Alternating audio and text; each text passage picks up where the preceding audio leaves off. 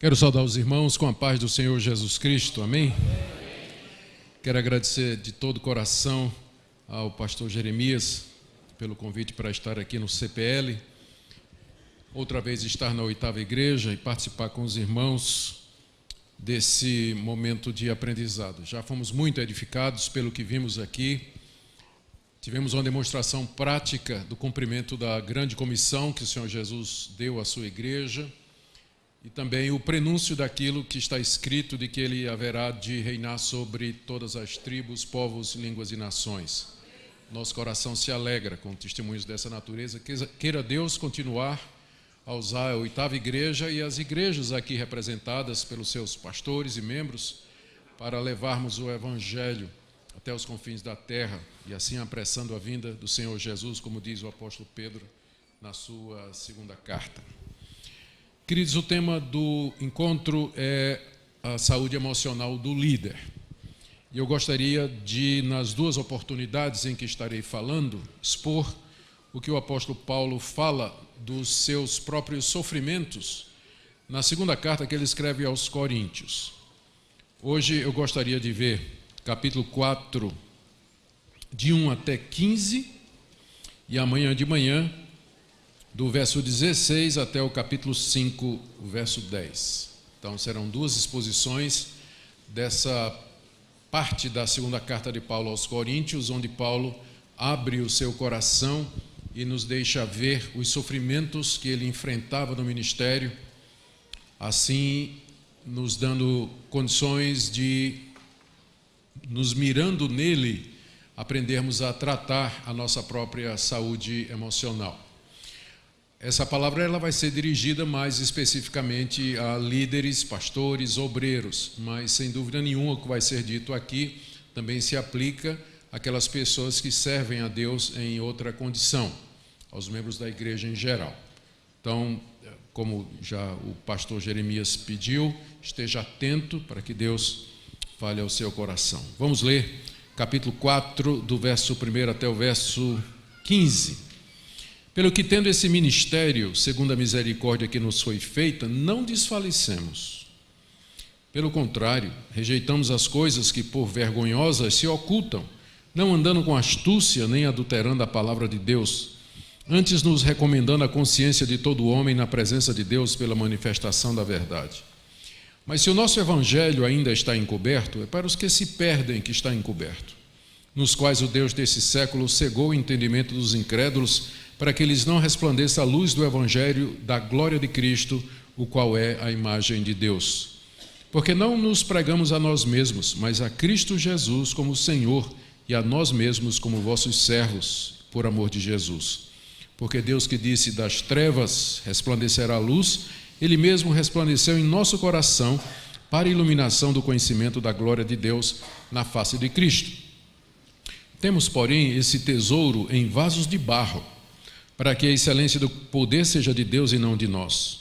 Em tudo somos atribulados, porém não angustiados, perplexos, porém não desanimados, perseguidos, porém não desamparados, abatidos, porém não destruídos, levando sempre no corpo o morrer de Jesus, para que também a sua vida se manifeste em nosso corpo. Porque nós que vivemos somos sempre entregues à morte por causa de Jesus, para que também a vida de Jesus se manifeste em nossa carne mortal, de modo que em nós opera a morte, mas em vós a vida. Tendo, porém, o mesmo espírito da fé, como está escrito, eu criei, por isso é que falei. Também nós cremos, por isso também falamos, sabendo que aquele que ressuscitou o Senhor Jesus também nos ressuscitará com Jesus e nos apresentará convosco. Porque todas as coisas existem por amor de vós, para que a graça, multiplicando-se, torne abundante as ações de graças por meio de muitos, para a glória de Deus. Amém, irmãos? Até aqui a leitura da palavra de Deus. Nós já oramos pedindo a iluminação do Espírito Santo, então vamos direto para a exposição do texto. O tema desse congresso é extremamente atual e necessário. Tenho certeza que desde segunda-feira vocês têm ouvido estatísticas e histórias de como líderes estão passando por momento de intenso sofrimento, abatimento, angústia, depressão, e até notícias cada vez mais frequentes de pastores que chegam a cometer suicídio, inclusive. Nós sabemos que existem muitas causas para isso, mas a maior de todas, sem dúvida, é o peso e o fardo do ministério pastoral. Há uma série de outras razões que poderiam ser apresentadas para o adoecimento do pastor, mas sem dúvida a maior delas é esse fardo que ele carrega, a responsabilidade que lhe é colocada de ministrar a palavra de Deus e pastorear o seu rebanho. E dentro desse fardo, ou como parte desse fardo, nós aqui mencionamos a falta de resultados, que é uma das coisas que adoece muitos, trabalham e veem pouco ou nenhum fruto durante muito tempo. A crítica e oposição vinda de pessoas ao seu redor, da própria igreja. Muito trabalho, pouco descanso. Privações físicas e financeiras que esgotam a capacidade de aguentar e de suportar sem reclamação. Expectativas quanto ao futuro, especialmente à medida que ele vai envelhecendo, e a perspectiva de entrar na velhice em solidão e desamparado financeiramente aumentam. E a própria falta de companheirismo, o isolamento e falta de aconselhamento. Estas são algumas das coisas associadas com o ministério pastoral que fazem com que não poucos pastores se adoeçam ou fiquem doentes emocionalmente.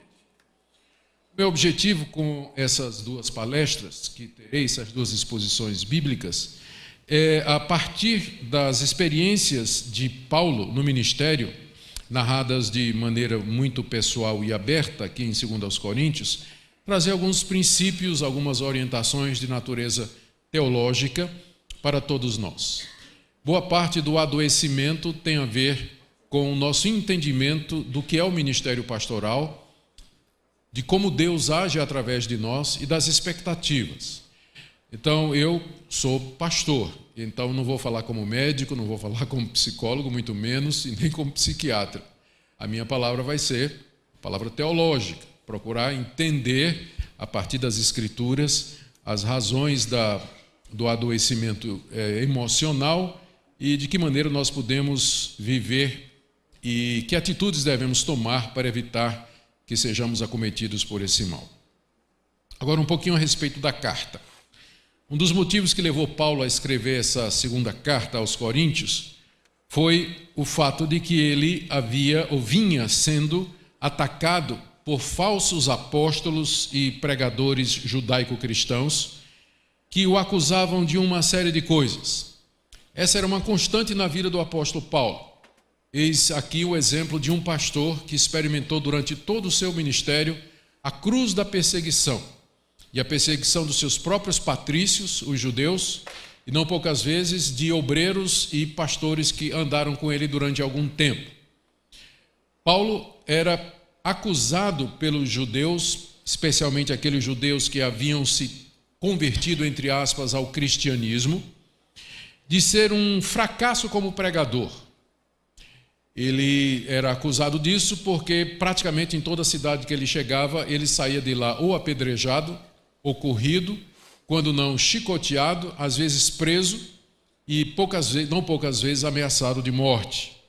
Como missionário, pastor e apóstolo, Paulo era considerado por estes homens como um verdadeiro fracasso, porque os resultados entre o povo judeu eram poucos. Os gentios, sim, gostavam de Paulo, mas os judeus, na sua grande maioria, rejeitavam a sua mensagem e os seus apelos em favor de Cristo. Paulo, então, vivia sendo rejeitado, apedrejado, expulso. Como é que ele poderia ser um homem de Deus se sua mensagem não era nem crida e muito menos acolhida pelo próprio povo de Deus? Eram estas as acusações ou críticas que eram feitas a Paulo pelos judaizantes, emissários que vinham de Jerusalém, que iam nas pegadas do apóstolo Paulo, se infiltrando nas igrejas que ele fundava, minando a confiança dos novos convertidos na autoridade de Paulo, querendo então levar os novos convertidos a se tornarem judaizantes, a praticar a circuncisão, seguir o calendário judaico e a dieta religiosa que Deus deu aos israelitas na antiga dispensação. Paulo então achou que era necessário, uma vez que ele já tinha estado uma vez em Corinto e não deu muito certo a estada dele lá, ele resolveu, por bem, escrever essa carta onde ele se defende dessas acusações e críticas, falando abertamente do seu ministério. Ele começou a fazer isso do capítulo 2, onde ele inicia dizendo que, apesar de todas as dificuldades, Deus no final o carregava em triunfo constante. Depois ele apontava para os próprios coríntios como a prova viva de que o ministério dele não era em vão. Paulo diz no capítulo 3, de 1 a 3, que os coríntios eram a carta escrita por Cristo nos corações, como prova da autenticidade e da genuinidade da pregação e do ministério de Paulo. Ainda no capítulo 3, em terceiro lugar, em sua defesa, ele argumenta que o ministério dele era superior ao ministério desses judaizantes, porque eles pregavam a antiga aliança, pregavam a lei cuja glória estava passando, ou já havia passado, enquanto que Paulo era ministro da nova aliança, do Espírito, que produzia vida e cuja glória era permanente. Ele faz essa comparação entre o seu ministério e o ministério daqueles falsos apóstolos. E em seguida, chegamos aqui no capítulo 4, que foi o texto que eu li, ele aborda mais um tema do seu ministério em defesa do seu chamado apostólico, que é o aparente fracasso do seu ministério. Ele vai explicar por que é que os judeus não criam na sua mensagem. Com isso, ele está dando uma explicação para o aparente insucesso do seu ministério. Em vez de se sentir emocionalmente encurvado, diminuído, abatido, não estamos negando que Paulo sentia mesmo a recusa dos judeus. Você vê isso em Romanos capítulo 9, ele diz que tem uma constante dor no coração por conta da recusa dos judeus, mas Paulo olhava para a falta de resultados do seu ministério entre os judeus da perspectiva correta. Isso evitava que ele sucumbisse, que ele adoecesse, que ele desanimasse, que ele jogasse a toalha, que ele desistisse. Então é essa a explicação que eu quero ver com vocês aqui, porque eu sei que essa também é uma explicação que pode nos auxiliar, porque não poucos de nós lutamos às vezes com como lidar com a falta de resultados mais visíveis, mais rápidos, mais numerosos ou mais concretos no nosso ministério. E essa é uma das coisas que desanima e que adoece.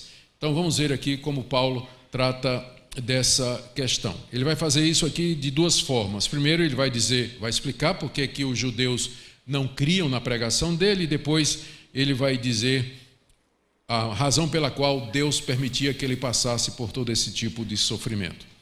Então, em primeiro lugar, porque os judeus não aceitavam o evangelho. Vamos pegar aqui dos versos 1 a 6.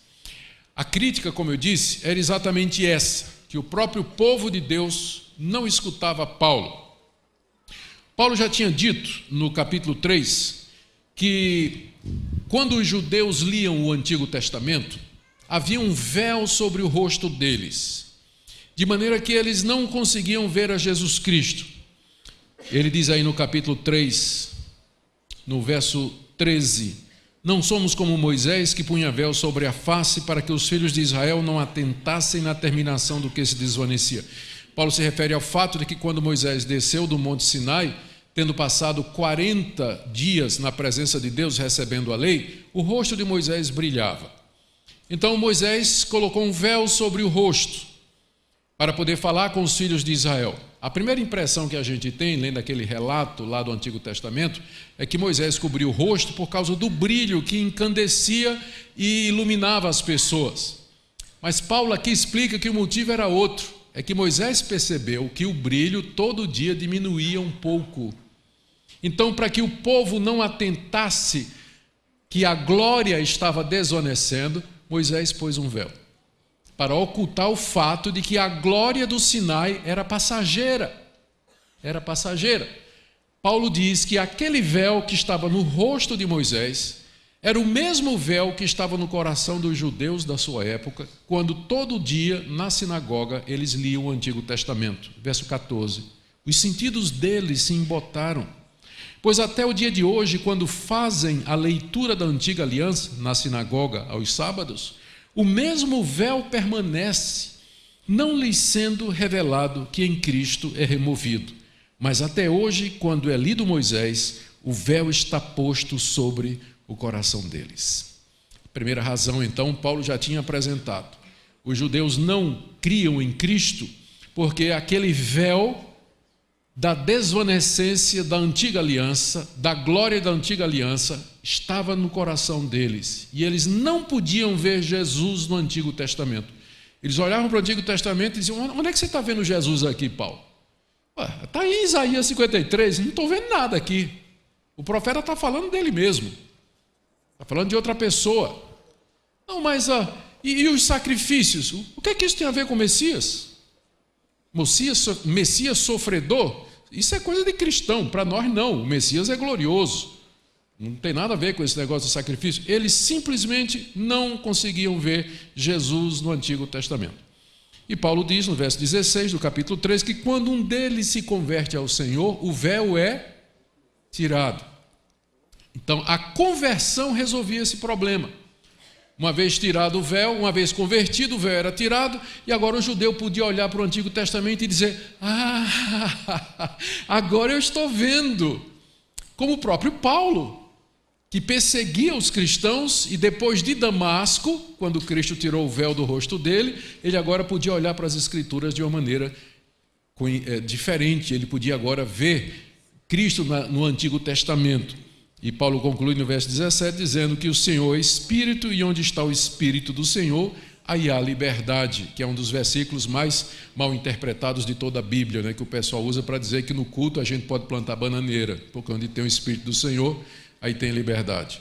Só que aqui não está falando de culto, está falando de liberdade hermenêutica, liberdade para você ler o Antigo Testamento sem o véu de Moisés. Então nós temos que interpretar a Escritura no seu contexto, né, para não usar versículo fora de contexto como pretexto para as macaquices que a gente quer fazer no culto às vezes. Bom, Paulo já tinha dito, né, no capítulo 3, que essa era uma das razões pelas quais o judeu não acreditava no Evangelho. Mas agora, capítulo 4, ele acrescenta mais um motivo. Ele começa dizendo que nunca havia alterado a mensagem dele com o fim de fazer mais convertidos, de ter um número maior de convertidos. Verso 1 do capítulo 4. Pelo que, tendo esse ministério, segundo a misericórdia que nos foi feita, não desfalecemos. Apesar da dureza do povo judeu, apesar da falta de resultados, eu não desfaleço, eu não desanimo, eu não perco o ânimo. Pelo contrário, rejeitamos as coisas que por vergonhosas se ocultam, não andando com astúcia, nem adulterando a palavra de Deus. Ou seja, diante da falta de resultados, eu não caí na tentação de adulterar a palavra de Deus para agradar as pessoas e ter um número maior de convertidos e encher a minha igreja. Eu não fiz isso. Porque essas coisas são vergonhosas, diz ele aqui. Nós rejeitamos estas coisas, elas são vergonhosas, são coisas que se ocultam, são motivos e propósitos subterrâneos e noturnos, que são disfarçados sob a capa de piedade e de comunhão com Deus. Mas eu não adultero a palavra de Deus. A gente sabe o que é um leite adulterado, uma gasolina adulterada. Você mistura um pouco de água para ficar mais ralo, não é? E você poder vender e ganhar mais dinheiro com isso. Paulo não adulterava a mensagem da palavra de Deus, pregava com fidelidade a palavra de Deus, porque o alvo dele era ser fiel e não aumentar as estatísticas.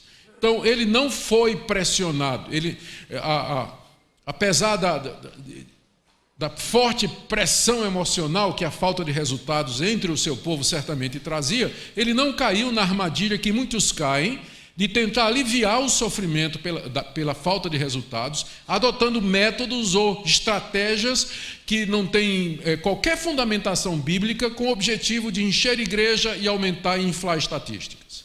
Isso aí eu não faço, diz o apóstolo Paulo. Antes, ele diz no verso 2: nos recomendamos a consciência de todo homem na presença de Deus pela manifestação da verdade. É isso que é o meu ministério, manifestar a verdade. E certo disso, eu me recomendo à consciência de todo homem e na presença de Deus. Então, estou recomendado à consciência de todo homem. E então, cabe agora ao homem decidir se ele vai ouvir a minha verdade, a verdade que eu prego, sim ou não. Aí ele diz no verso 3 que, ainda assim, ainda que ele pregue o evangelho na sua pureza, ele é velado para aqueles que se perdem. Verso 3: mas, se o nosso evangelho ainda está encoberto, é para os que se perdem que está encoberto, nos quais o Deus desse século cegou o entendimento dos incrédulos, para que lhes não resplandeça a luz do evangelho da glória de Cristo, o qual é a imagem de Deus. Aqui ele acrescenta mais um elemento, a razão pela qual aparentemente ele tinha pouco sucesso entre os judeus. O primeiro era o véu de Moisés que estava sobre os judeus, que os impedia de ver a verdade de Cristo no Antigo Testamento. Mas aqui tem um segundo elemento, Paulo nos diz, é que se o evangelho está encoberto, é para os que se perdem que está encoberto. Quando ele fala os que se perdem, ele está se referindo àqueles que estão caminhando para a condenação eterna, porque têm rejeitado o evangelho de Cristo Jesus. Estes, diz o apóstolo Paulo, verso 4, têm os olhos cegados, ou têm o seu entendimento cegado pelo Deus desse século. Paulo agora introduz esse elemento, a ação do diabo cegando o entendimento dos incrédulos. E aqui é um padrão interessante. O homem endurece o seu coração e o diabo vem e aumenta a sua cegueira. Uma vez que se rejeita a verdade, diz Paulo lá na 2 aos Tessalonicenses capítulo 2, uma vez que o homem rejeita a verdade, o próprio Deus envia a operação do erro para que ele creia na mentira. O diabo vem e cega ainda mais, escurece o entendimento. O Deus desse século, ele é Deus desse século no sentido de que Deus permite que ele faça essa obra, que ele exerça essa autoridade sobre os incrédulos, sobre os que se perdem.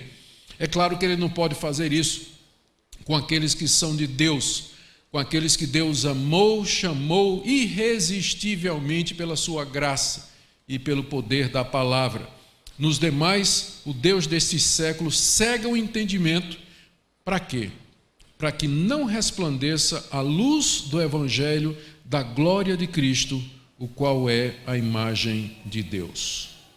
Estes são os que se perdem, eles não conseguem perceber a glória de Deus, eles não conseguem perceber que Jesus Cristo é de fato a imagem de Deus. Ele cega o entendimento dessas pessoas. Isso acontecia apesar de Paulo pregar Cristo, como ele diz no verso 5. Nós não pregamos a nós mesmos, mas pregamos a Jesus Cristo como Senhor e a nós mesmos como vossos servos por amor de Jesus. Além de não adulterar a palavra, Paulo também não se pregava, ele não via como sendo a coisa certa a promoção de si mesmo com o objetivo de ter seguidores ou de fazer uma igreja em torno da sua personalidade. Ele não se pregava, a pregação de Paulo era Cristo e Cristo somente. Cristo somente. Apesar disso, essas pessoas não criam, elas não se arrependiam, elas não recebiam a palavra de Deus por conta da cegueira dos seus corações agravada pela situação ou agravada pela atuação maligna. Somente Deus poderia iluminar o coração dessas pessoas, diz Paulo no verso 6. Porque Deus que disse, das trevas resplandecerá a luz. Paulo aqui está citando Gênesis capítulo 1, verso 3, quando Deus disse, haja luz. No começo era trevas, Deus disse, haja luz. O mesmo Deus que das trevas fez resplandecer a luz, diz Paulo, Ele mesmo resplandeceu em nosso coração para a iluminação do conhecimento da glória de Deus na face de Cristo. Resumindo, Paulo entendia que a falta de resultados no seu ministério entre os judeus se devia a dois fatores. Primeiro, a incredulidade dos judeus expressa no véu sobre a face. Quando eles liam o Antigo Testamento, o véu impedia que eles percebessem Cristo no Antigo Testamento. E segundo, a ação do diabo cegando o entendimento deles para que eles não percebessem que Cristo é a imagem de Deus e a glória do conhecimento de Deus. Ou seja, a conversão é um milagre. Uma pessoa se converter, crer e entender que Jesus Cristo é o Filho de Deus, isso não é alguma coisa que está na capacidade de um pastor, de um pregador ou de um líder fazer.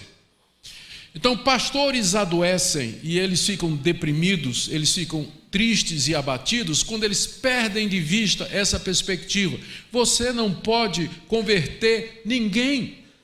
Por mais eloquente, por mais bíblico, por mais verdadeiro que você seja, como Paulo era, por mais fiel à pregação bíblica que você seja, não existe poder em você, no seu ministério, nas suas palavras, na sua eloquência, nas suas estratégias, de mover uma única alma ao encontro da verdade em Jesus. Você não pode dizer, haja luz, só Deus pode das trevas fazer resplandecer a luz.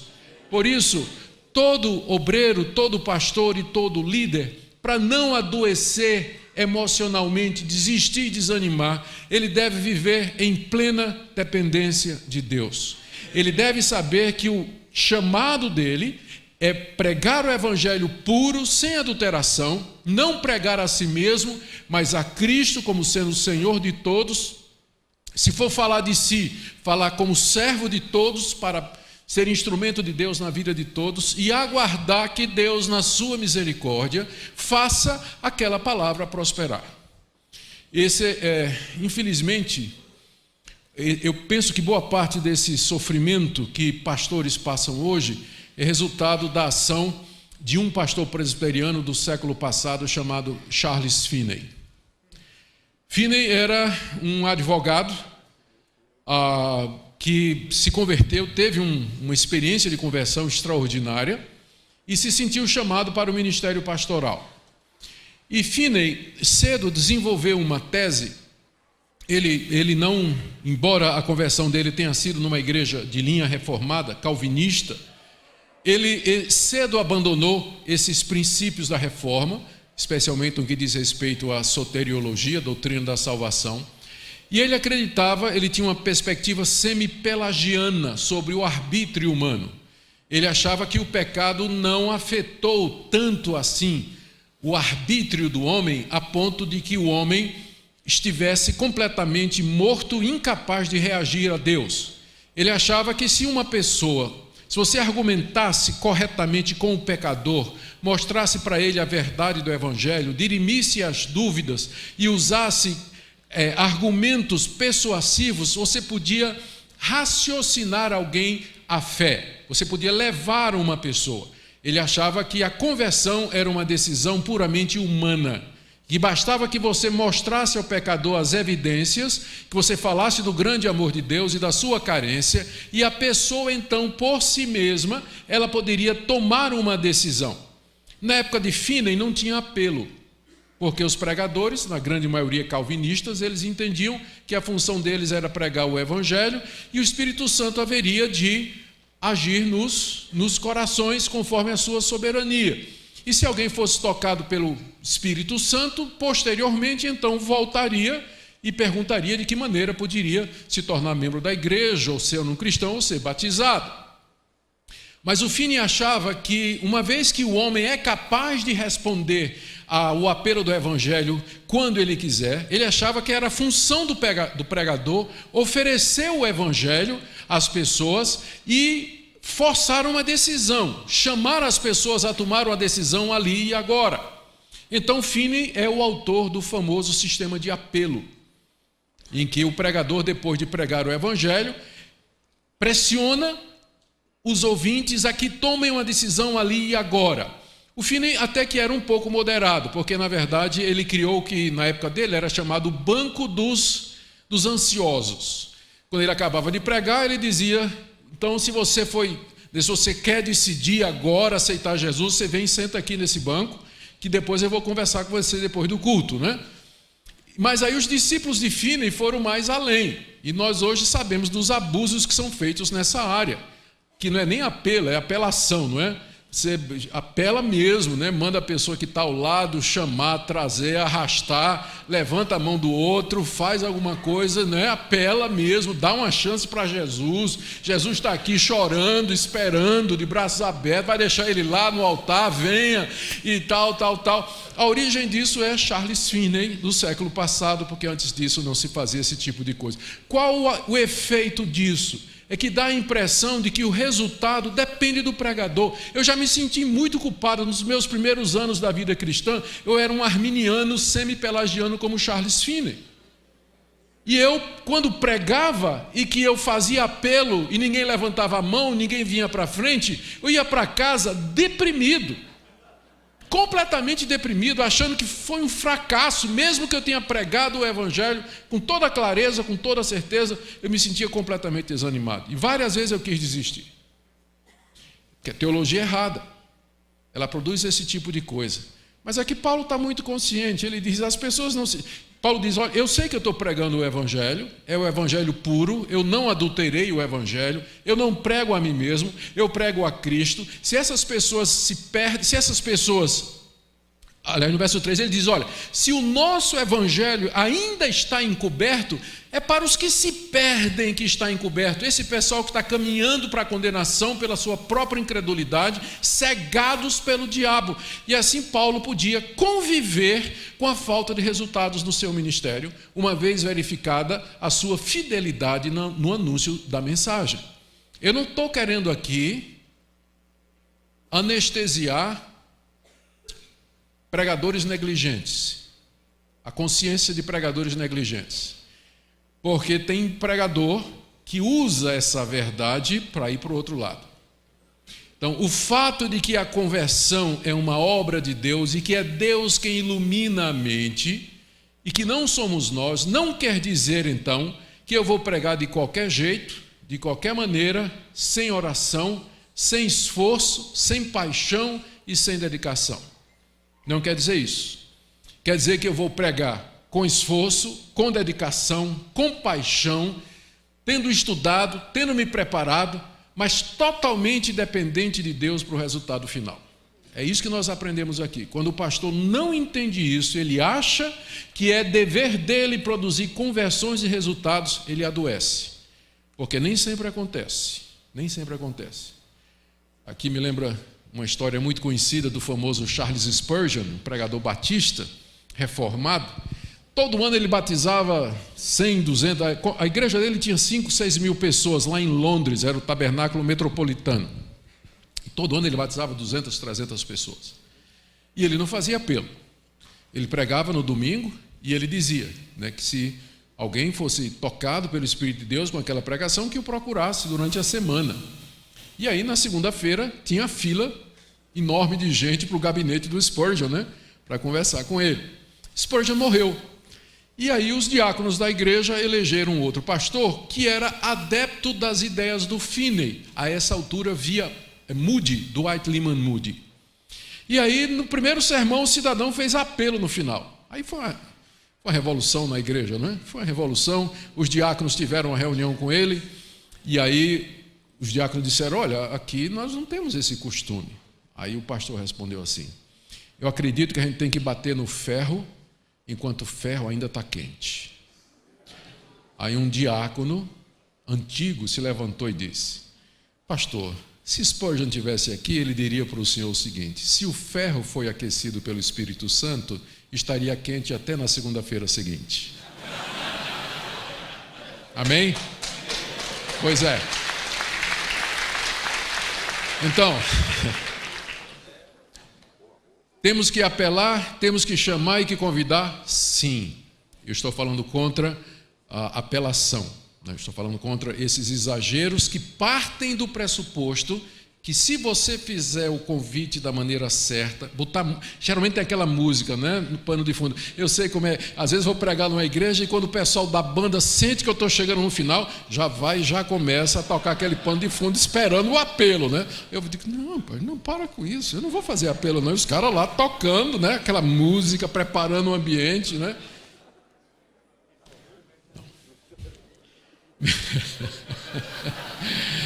Ô pastor. O meu ponto aqui, então, é esse aqui. Paulo lidava com esse assunto que é uma das causas principais do adoecimento emocional do líder, que é a falta de resultados, sabendo ou tendo a perspectiva correta a respeito do que é conversão e quem é que produz conversão, do estado do homem sem Deus e como nossa tarefa é apenas ser fiéis. Muito bem, segundo ponto aqui da minha palavra nessa noite é a razão que Paulo apresenta para os seus sofrimentos do verso 7 até o verso 15. Aqui ele explica de maneira geral o porquê ele experimentava aquela quantidade enorme de sofrimentos como pregador do Evangelho de Cristo. Na sua correspondência aos Coríntios, Paulo dá várias listas dos sofrimentos que ele passa. Vamos ver aqui comigo, olha. Abra aí, 1 Coríntios 4.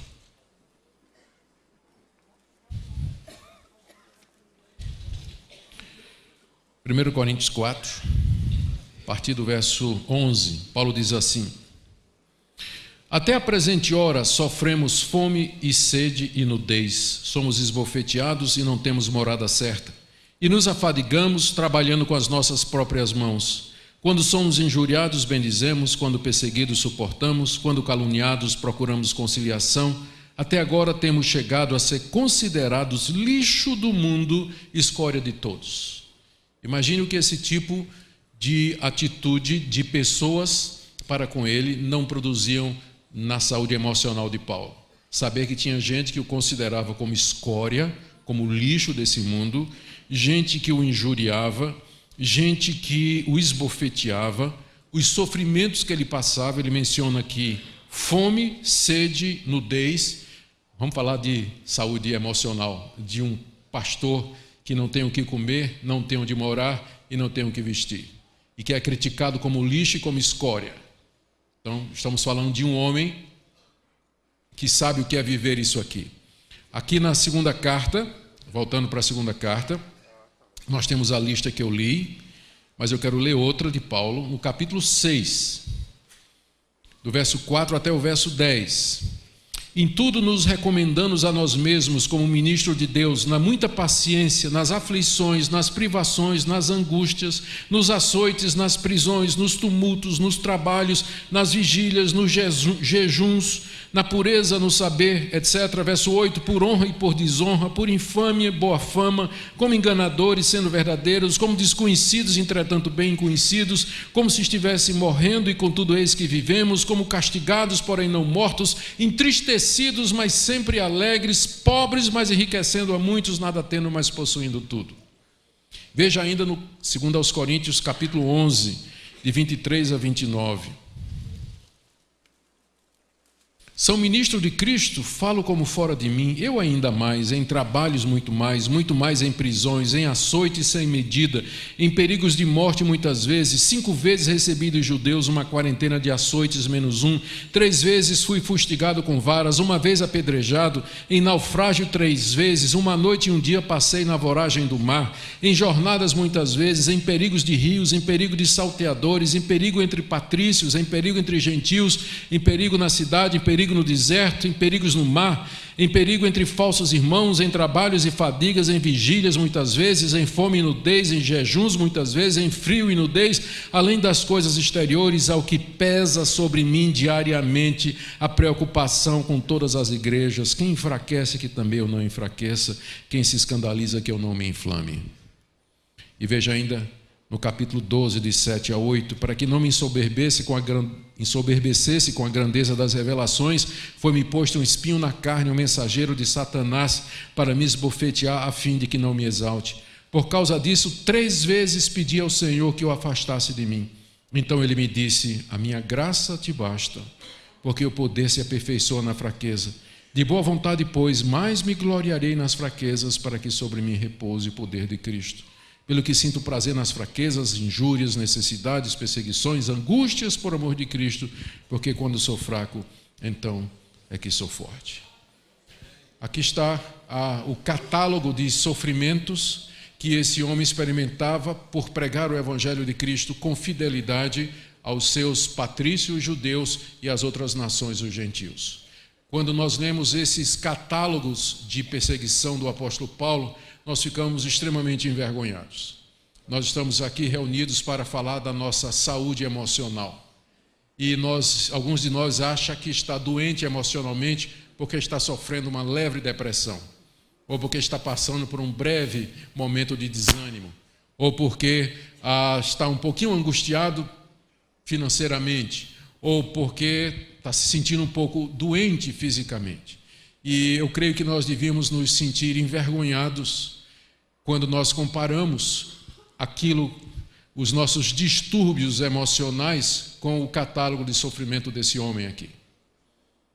Como ele, no meio de tudo isso, sobreviveu ao ministério, levou milhares a Cristo, escreveu várias cartas que abençoaram milhões de pessoas ao redor do mundo e morreu dizendo que tinha combatido o bom combate, sem ressentimentos, sem amargura, na expectativa de receber a coroa da vida. Então, eis um homem que sabia enfrentar realmente o sofrimento, a decepção, a crítica, a oposição no ministério, sem que a sua saúde emocional fosse ralo abaixo. Sempre alegre, sempre animado, sempre firme, sempre disposto, constantemente no trabalho, sem desanimar, sem virar as costas, sem desistir. Eis aqui o apóstolo Paulo. Aqui, voltando para o nosso texto, que é o capítulo 4 de 2 aos Coríntios. Depois de ter dito aquilo que ele disse, ele começa então a trazer mais uma daquelas listas. Aqui Paulo se vê como um vaso de barro, verso 7, onde um tesouro precioso está escondido. Temos, porém, esse tesouro em vasos de barro, para que a excelência do poder seja de Deus e não de nós. Esse porém aí é porque somos um corpo mortal, decaído, decadente, limitado, preso no tempo e no espaço, que experimenta privação, dor e sofrimento, além do nosso interior, que também se sente pressionado, se sente oprimido. O tesouro que é o conhecimento de Deus na face de Cristo, aprove a Deus que ele fosse escondido em vasos de barro. Vaso de barro você olha e não dá nada por ele, mas dentro dele está escondido o maior de todos os tesouros. Os ministros do Evangelho e os cristãos, eles são como vasos de barro onde Deus escondeu esse tesouro que de todos é o mais precioso. Ele faz isso, Paulo diz no final do verso 7, para que a excelência do poder seja de Deus e não de nós, para que fique claro que o poder que move os corações, o poder que salva, o poder que mantém a igreja no seu caminho e que fará com que ela seja triunfante, esse poder excelente vem de Deus e não de nós. Nós somos apenas o vaso de barro. E o verdadeiro tesouro não está na nossa estrutura, mas está dentro de nós, é esse conhecimento.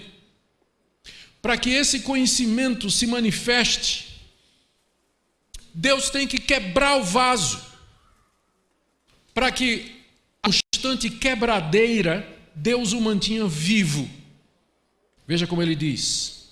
No verso 7 ele diz que é um vaso de barro com um tesouro no coração, para que a excelência do poder seja de Deus. Em tudo somos atribulados, é Deus quebrando, tribulação, é Deus quebrando o vaso de barro. Porém não angustiados, o tesouro nos segura. Perplexo, é a quebradeira. Quantas vezes no ministério a gente está perplexo, a gente não entende os caminhos de Deus, não sabe o que é que isso está acontecendo. Porém não desanimados, porque mesmo que a gente não entenda, a gente sabe que Deus está no controle. Perseguidos, quebradeira de novo, é Deus quebrando o vaso, porém não desamparados. Deus está conosco, até mesmo na prisão, lê o livro de Atos. Abatidos, sim, mas não destruídos. Ou seja, faz parte inerente do ministério pastoral, do ministério cristão, eu deveria dizer, essa quebradeira. Quem pensou no pastorado como um local de descanso, um local seguro, ainda dá tempo de cair fora. Porque não é. Porque o caminho que Deus escolheu para manifestar o conhecimento do seu Filho ao mundo foi quebrando os vasos onde esse tesouro está contido. É por isso que vem tribulação, por isso que viu aquelas listas de Paulo. Pergunta é, por que Deus submeteu o seu apóstolo, aquele pregador, o maior evangelista do primeiro século, por que Deus o submeteu a todas aquelas privações? Fome, sede, nudez, não tinha onde dormir, perigo de morrer no mar, perigo no deserto, perigo entre salteadores, chicoteado, apedrejado, preso 100 vezes. 100 aqui é com S, né? 100 o número de vezes que a gente sabe. Por que Deus permitiu que isso acontecesse com ele? A resposta é, porque quanto mais Paulo era quebrado, mais ficava claro que a excelência do poder era de Deus, que a glória era de Cristo. Portanto, pastor, líder, evangelista, faz parte inerente, essencial do ministério cristão, o sofrimento por amor de Cristo. Se você sabe disso, se você está preparado para isso, você vai poder cuidar da sua saúde emocional. Mas se você entrou no ministério com expectativas erradas, de que você ia viver no alto do monte da transfiguração, de que você ia viver elevado até o terceiro céu, ouvindo palavras inefáveis que aos homens não é digno mencionar, então lhe venderam o gato por lebre e foi propaganda enganosa. O ministério é quebradeira. Deus quebra mesmo, porque é dessa forma que a glória de Cristo se manifesta. E não podia ser diferente, porque de que maneira Deus nos salvou? Quebrando o seu Filho na cruz. E se nós somos ministro daquele que foi quebrado na cruz, o mínimo que pode acontecer conosco é que nós também sejamos esmagados diariamente, para que a glória e a fragrância de Cristo possa se espalhar pelas pessoas ao nosso redor. Então, se você tem essa perspectiva, você não vai adoecer tão facilmente, você não vai desanimar tão facilmente. Muita gente desiste, se forma no seminário, vai para o ministério e pede para sair depois da primeira reunião do conselho. Eles não, ou do primeiro presbitério ou do primeiro Supremo Conselho que ele participa. Ele tinha expectativas erradas a respeito do que é o ministério pastoral. Não é um lugar seguro, não é um lugar tranquilo, não é um lugar sossegado, não é. É um lugar onde Deus está quebrando para poder manifestar a glória do seu conhecimento. É a conclusão de Paulo aqui. Todos seus discípulos tivessem vida. Você já pensou nisso? Como pastor, o pastor tem que morrer para que o rebanho viva. Olha o que Paulo diz, verso 10. Levando sempre no corpo o morrer de Jesus, para que também a vida de Jesus se manifeste em nosso corpo. Todos nós queremos que a vida de Jesus se manifeste em nós. Qual o pastor que não quer ser mais e mais parecido com Cristo, semelhante a Cristo? Mas para que a vida de Jesus se manifeste em nós, a morte dele primeiro tem que se manifestar em nós. E a morte dele é a nossa, significa o nosso morrer diário. E Deus vai usar a provação, a perseguição, a privação, a falta de segurança no futuro e todas essas dificuldades para exatamente levar você à cruz diariamente. Verso 11. Nós que vivemos fisicamente, somos sempre entregues, nós aqui, ele está falando como pastor, né? Como apóstolo, como líder. Nós que vivemos, somos sempre entregues à morte por causa de Jesus. Ser entregue à morte é passar por todo aquele catálogo de sofrimento aí que ele menciona. Para que também a vida de Jesus se manifeste em nossa carne mortal. Verso 12, olha aqui. De modo que em nós, pastores, opera a morte, mas em vós, rebanho, opera a vida. O pastor tem que morrer para que o rebanho viva. O missionário tem que morrer para que a obra cresça. Você cristão tem que morrer para que seu vizinho viva. Esse é o caminho de Deus, quebrar o vaso de barro para que o tesouro apareça. Se nós nos recusamos a sermos quebrados, quebrantados, se nós nos recusamos a aceitar o peso bondoso, maravilhoso, porém doído da mão de Deus na providência diária, nos quebrando para que a glória de Cristo apareça. Então o que vai aparecer somos nós. É isso que as pessoas vão ver, a nós. E nós não somos exatamente figuras ou pessoas que vão levar outras a querer se converter por nossa causa. Elas querem ver a Jesus, é Jesus que elas precisam ver. E nós temos que sair do caminho para que o Senhor Jesus resplandeça. Então nós que vivemos somos entregues à morte, para que em nós operando a morte, em vocês opere a vida. Uma vez que o pastor entende isso, que Deus o coloca como exemplo, então ele vai estar mais preparado. Uma vez eu participava de uma igreja, fazia parte do conselho de uma igreja, e nós estávamos querendo trazer um outro pastor para completar o quadro. E aí se apresentou um pastor que tinha muitas qualificações, mas ele foi muito franco conosco. Ele disse assim: olha, eu quero já dizer para vocês que eu tenho 2 filhos, e que esses filhos, quando chegaram na idade adulta e que se tornaram independentes, eles se declararam não cristãos. Eles não estão completamente fora da igreja, estão desviados da igreja e tudo mais. Aí eu pensei, isso no início do meu ministério, aí eu pensei, esse está desqualificado, isso não vai dar certo. Como é que um homem desse? Para minha surpresa, alguns presbíteros disseram: pastor, eu acho que isso na verdade vai até ser útil, porque eu sei de muitos outros pais na igreja que estão tendo a mesma dificuldade com os filhos, e o senhor vai entender o que é que eles estão passando. O senhor vai entender e vai dar bons conselhos a respeito dessa situação para pais com filhos desviados. E eu não tinha de fato pensado nisso. É claro que se os filhos fossem pequenos, como a Bíblia diz em 1 Timóteo capítulo 3 e Tito, se eles estivessem debaixo da autoridade do pai e o pai não soubesse governá-los, estaria desqualificado para ser pastor. Mas os filhos já eram crescidos. Enquanto crianças e adolescentes estavam debaixo da autoridade dele e eram cristãos, iam assim, né? Iam para a igreja e tudo mais.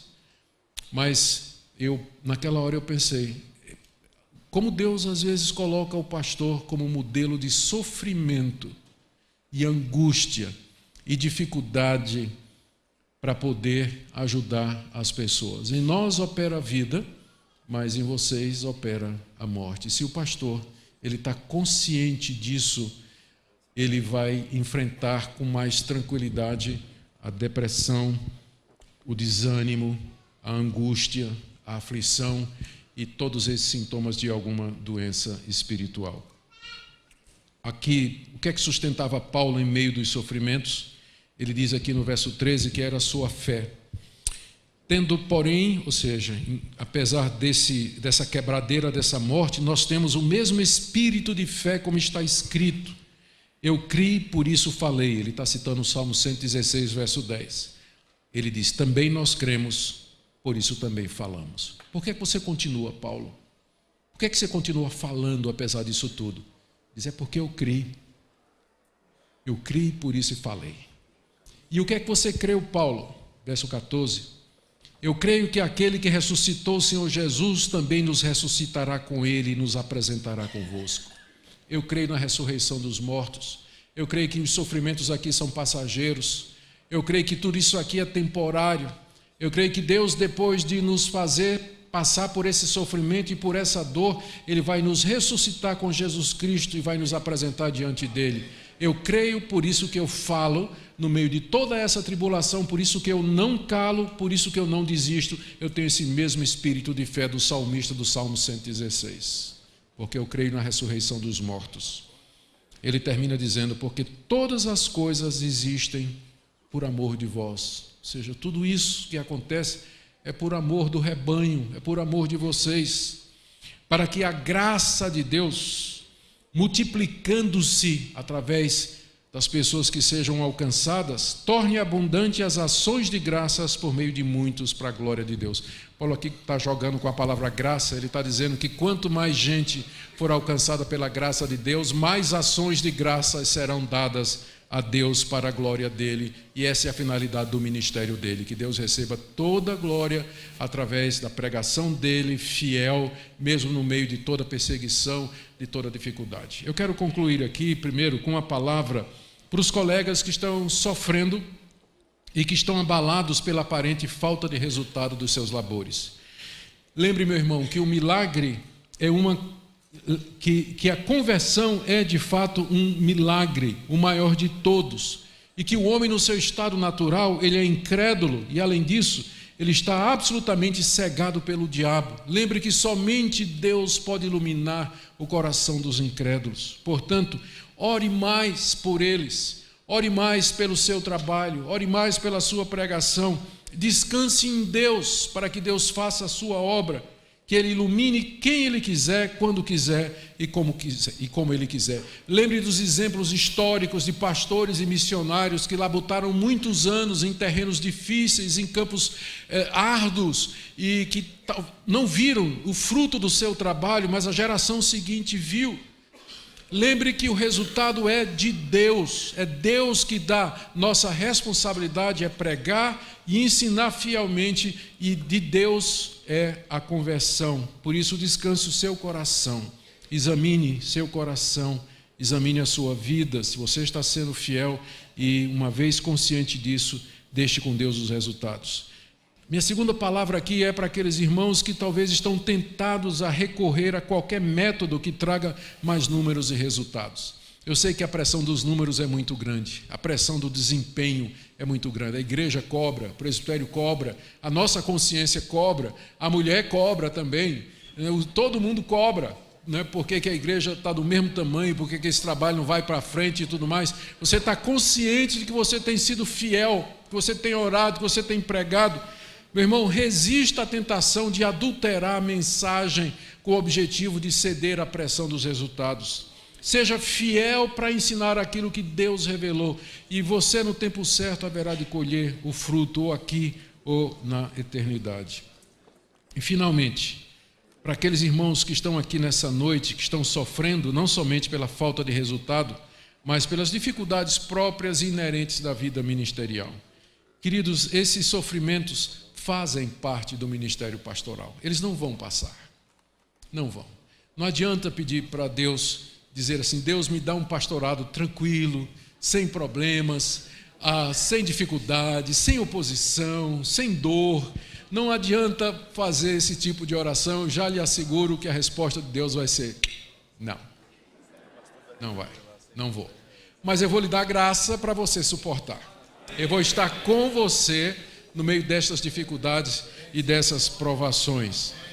Queridos, que você entenda que o alvo de Deus é quebrar você, quebrantar você, para que a glória de Cristo seja manifestada finalmente em você. Eu termino aqui com uma ilustração que eu vi, de uma história que eu ouvi, não sei se é verdadeira, eu passo do mesmo jeito que eu recebi. Há um retiro de pastores num sítio, para comunhão, alguma coisa semelhante, com o mesmo objetivo daqui, provavelmente. E tinha um açude, onde os pastores podiam, na hora do livre, né, tomar banho e tudo mais. E um pastor começou a nadar, se afastou um pouco da margem, deu uma cãibra e ele começou a morrer, começou a se afogar, né? Começou a se afogar. E aí começou a gritar, pedindo socorro, e os pastores ficaram à beira do açude, sem saber o que fazer, era meio longe, e tinha um pastor Pedro, que era campeão de natação. Aí todo mundo olhou para Pedro. E Pedro só olhando lá, o colega morrendo lá no meio do lago, né? Levantando a mão, socorro, e Pedro só olhando. E os colegas dizendo: pastor, vá lá, salva, você é campeão de natação, já foi, vá lá, salva o irmão. E Pedro lá só olhando o sofrimento lá do colega, né?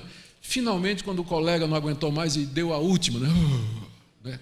Aí Pedro tirou a camisa, deu 4 braçadas, pegou o cidadão e trouxe são e salvo à margem do açude. Aí foi cercado pelos pastores furiosos. Como é que você tem a capacidade para salvar o pastor? Você deixou ele sofrer esse tempo todo? Resposta de Pedro: se eu tivesse ido enquanto ele tinha forças, ele ia se agarrar comigo e nós dois morreríamos afogados. Eu só poderia salvá-lo quando ele desistiu dele mesmo. É exatamente isso que Deus quer fazer com você, pastor. Essa quebradeira até que Ele possa realmente chegar, intervir e salvar você e o seu ministério. Amém? Vamos orar.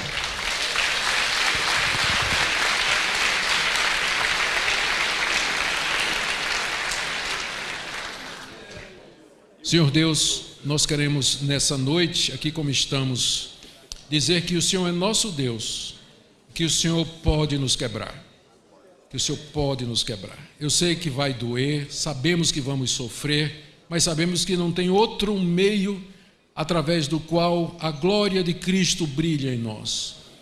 Pedimos, ó Deus, que o Senhor nos traga esse quebrantamento genuíno, essa dependência plena de Ti, para que o Teu Evangelho progrida, cresça e se multiplique através de nós. Consola os Teus servos que nesta noite estão aflitos, desanimados, angustiados, renova as suas forças, que essa palavra seja abençoada em seus corações. Em nome de Jesus. Amém.